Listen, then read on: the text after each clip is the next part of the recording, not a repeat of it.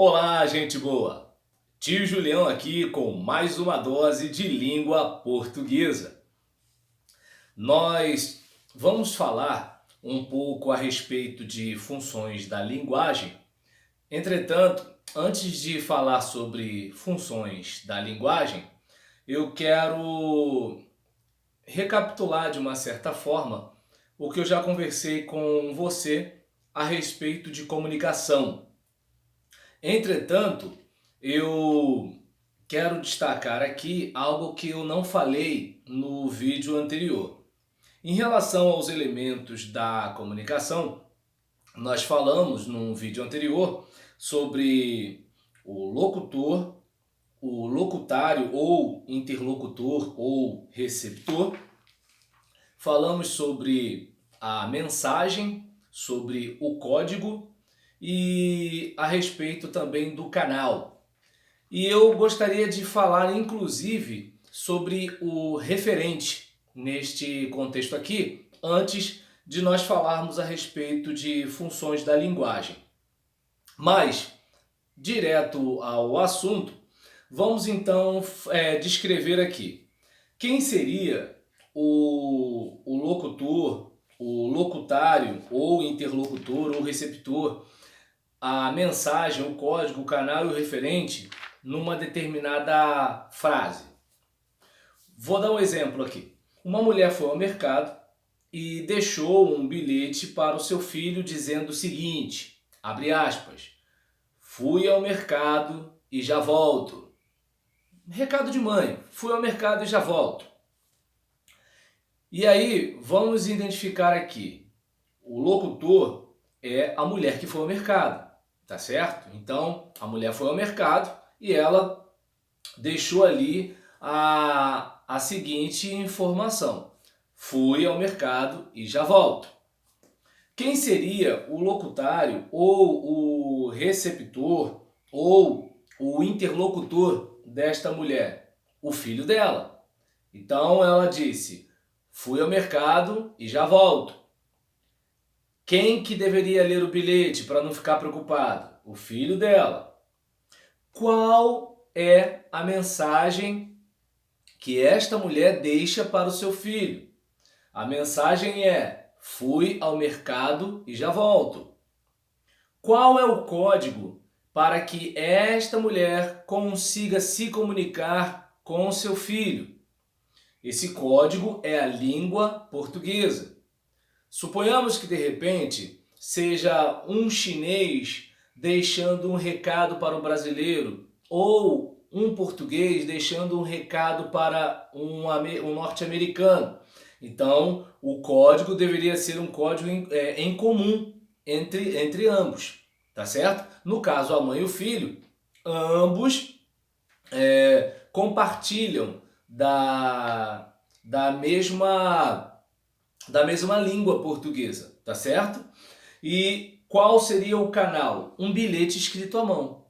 Então você percebe que você tem o emissor da mensagem, ou o locutor, ou o remetente, digamos assim. Então você tem esta pessoa que precisa deixar um recado.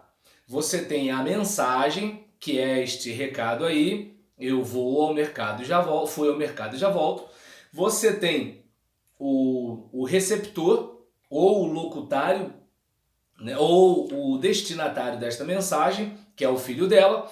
A mensagem, a mensagem, fui ao mercado e já volto, o código, a língua portuguesa, neste caso aqui, o canal, o bilhete, tá certo? E o que seria o referente? O referente seria a informação, seria o conteúdo que esta mãe deixou para o filho, tá certo? Então, a mensagem escrita é, fui ao mercado e já volto. E aí, o que seria o referente? A informação de que a mulher saiu para ir ao mercado e que logo voltará. Deu para entender? Então, ela tem algo para transmitir. Esse algo para transmitir é a informação, é o referente. E o que ela realmente transmite, que é o texto em si, é o que é a mensagem. Aí talvez você até se pergunte, ué, mas o referente e a mensagem não são a mesma coisa? Aí a gente precisa observar que a mensagem ela é o que é comunicado, mas o referente é, como é que eu posso dizer? É o que é comunicado a respeito daquilo que está sendo dito. Vamos tentar aqui, para iluminar o nosso entendimento e eu não confundir mais do que explicar, pegar o seguinte exemplo. Digamos que você esteja conversando com alguém e você está a céu aberto e suponhamos, você está com o seu cônjuge, você é casado, está com a sua esposa, está com o seu esposo, ou você está com sua namorada, seu namorado, e aí vocês estão ao céu aberto, olhando para o céu, e aí a pessoa amada diz para você: Uau, o céu está azul, olha como o céu está azul e tal, assim por diante. A mensagem é a frase. O céu está azul. Essa é a mensagem. Enquanto o referente é a informação contida na frase. Deu para entender? Então, assim, a frase o céu está azul é a mensagem. Agora, a informação de que o céu está azul contida na frase, isso é o referente. Seria o assunto a ser tratado. Ou seja, a mensagem é a frase em si. O referente é a informação que a frase transmite. Legal? Então, a gente vai falar sobre funções da linguagem, lembrando que as funções da linguagem, elas estão relacionadas a estes elementos, tá certo? Porque se você observar, nós vamos falar isso posteriormente, a função da linguagem, as funções da linguagem são seis, a saber, a função emotiva ou expressiva, que ocorre quando o locutor ou emissor é posto em destaque. Então, essa é a função emotiva, quando o destaque está no próprio emissor. A função referencial é quando o assunto é posto em destaque, não o emissor ou o receptor, mas é o assunto, tá certo? Então, no caso da função emotiva, tem a ver com eu dizer o que eu estou sentindo, digamos assim. No caso da função referencial, tem a ver com o assunto que eu estou falando.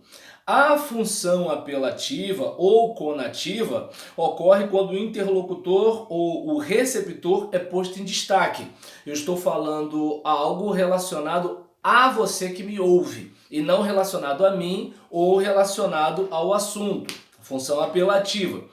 A função metalinguística ocorre quando o código é posto em destaque.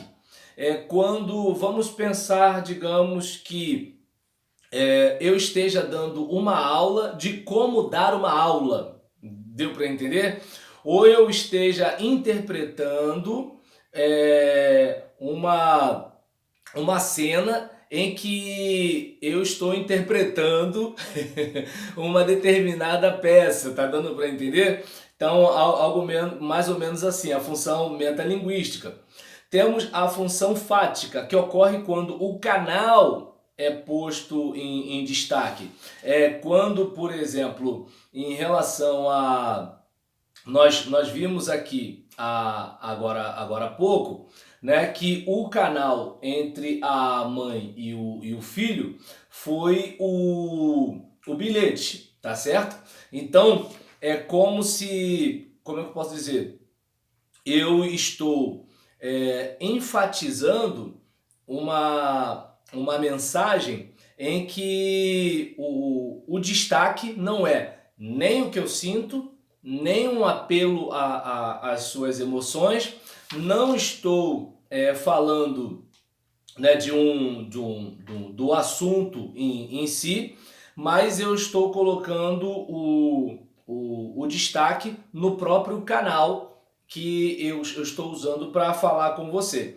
E temos também a função poética, que ocorre quando a própria mensagem ela é posta em destaque, que é aquilo que realmente eu estou querendo dizer. Mas nós vamos falar sobre isso por partes lá na frente. Eu só gostaria de fazer essa recapitulação sobre comunicação e linguagem para a gente poder falar sobre as funções da linguagem sem dificuldade. E eu quero até pegar uma afirmação, né, de William Roberto Cereja e Teresa Cochar Magalhães em sua obra Literatura Brasileira, afirmando o seguinte: a comunicação ocorre quando, ao emitirmos uma mensagem, nos fazemos compreender por uma pessoa e alteramos seu comportamento. Então é bom lembrar, se eu emito uma mensagem e você não compreende, não houve comunicação. Se eu emito uma mensagem, você compreende, de alguma forma isso afeta o seu comportamento, então houve comunicação.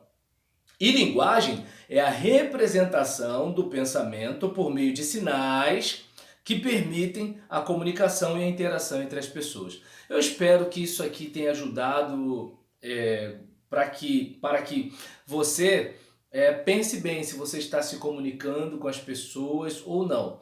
Se você está afetando positivamente a vida das pessoas ou não. Ou se talvez a comunicação não esteja ocorrendo porque vocês não estão usando o mesmo código, o canal apropriado, certo? Ou de repente o contexto, né, do assunto em si não esteja sendo bem compreendido, tá certo? Como nós observamos aqui. O banco quebrou. Mas que banco? Se for instituição financeira, a gente sabe que faliu. Se for banco de madeira, a gente sabe que uma das pernas quebrou e assim por diante. Tá legal? Então, até o próximo vídeo com mais uma dose de língua portuguesa.